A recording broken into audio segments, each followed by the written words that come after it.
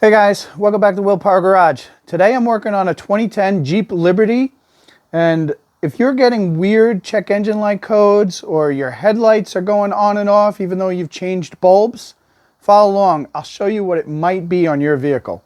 Hey guys, today's video is sponsored by Super Clean. So I got a bunch of these products. Today we're going to test out the all-wheel cleaner. It's a simple spray on, let it sit for about 30 seconds and then rinse off. I have the family van here, and as you can see, these wheels are pretty grimy. So let's spray it on and see how it works. So turn it on.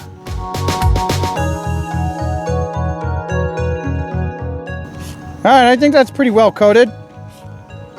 Let's let that wait for 30 seconds and then we'll rinse it off and see what happens. Okay guys, it's been about 30 seconds. Let's rinse this thing off and see what it looks like.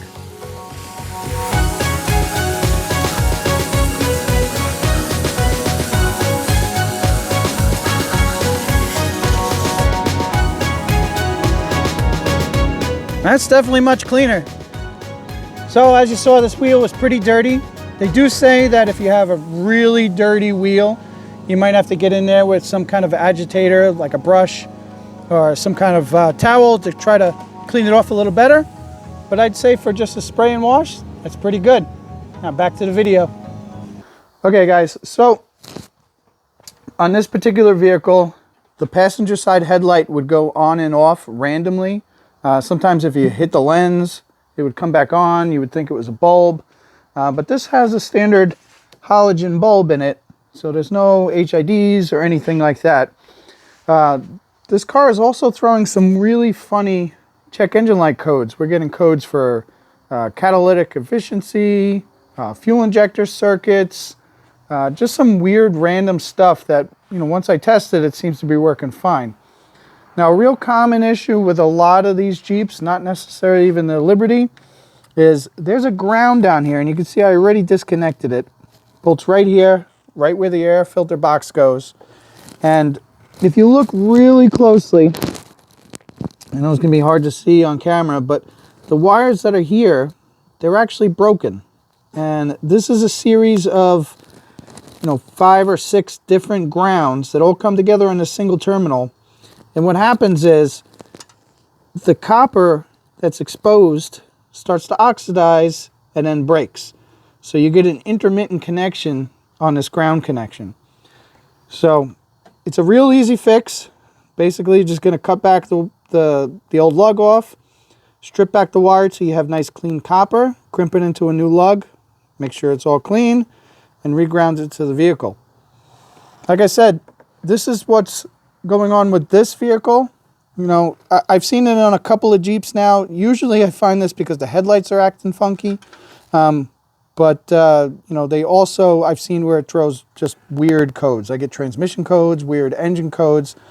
And, looking at the harness here, you could see it runs up, over, and over to the computer here. So there's a good chance a lot of these grounds are also grounds for some of the circuits in the computer. So I'm going to go ahead and I'm going to repair this wire, and then we're going to check for codes again and see if our headlight works. All right, guys, real quick, I was in the middle of trying to essentially do this fast forward, and I just wanted to show you, as I pulled off the strain relief, you could see these wires, see if I can get the focus again, are just breaking out of there. So you could see they were held on with just a few strands left. And yeah, 3 of these were completely broken. This last one's actually holding on a little bit better than the others. But even that one, I just pulled right off. So you could see, like I said, the copper wire in here just corrodes and then breaks right at that joint. And then you get intermittent connections to a lot of the different circuits in here. So I've got my connections all cleaned up, stripped back. Made sure I have nice clean copper here. The tricky part is trying to get them all together again. So what I like to do is get them bunched back up and then twist them into a bunch.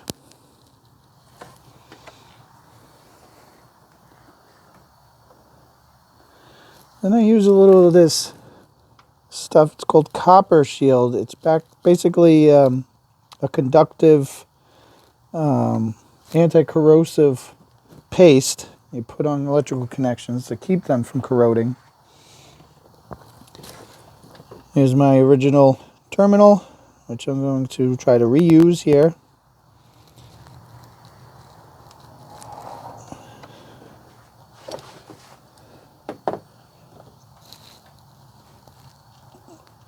Get this pre-squeezed together.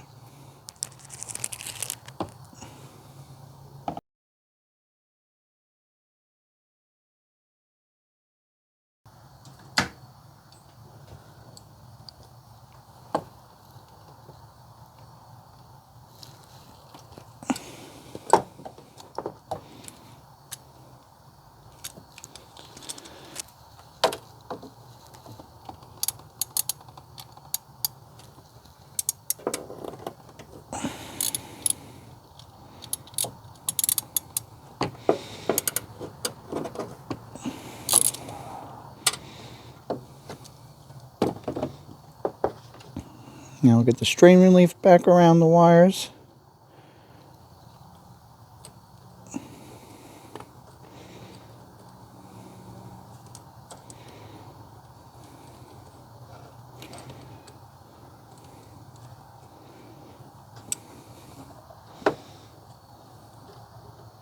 And I'll put some of the copper paste on the lug itself.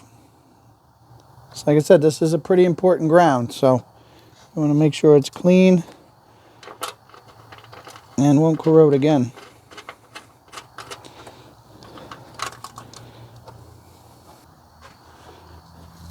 Let's see if I can get my loom back on.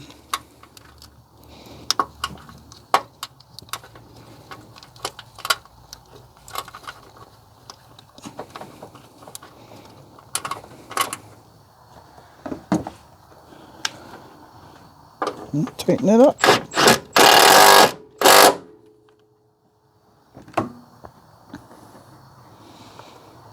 All right, there's my repaired ground. Now let's start this thing and see if the headlights work.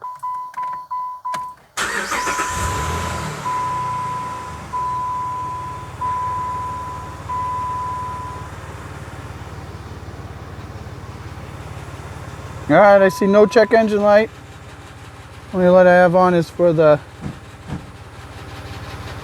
tire pressure light. Let's see if the headlight is on.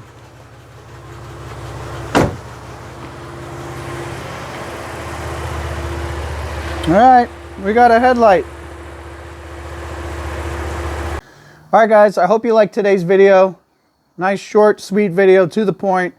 Like I said, if you're having funny codes, lights aren't working, either marker lights, headlights, check those grounds out.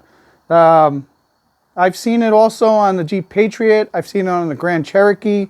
The grounds are in different locations, but for whatever reason, Jeep likes to cluster multiple wires in a single ground. And for whatever reason, when they start corroding, they start to make intermittent connections. So if you're having funky symptoms like that, check those grounds out. All right, guys, as always, thanks for watching. Please subscribe, and I'll see you guys next time. Bye.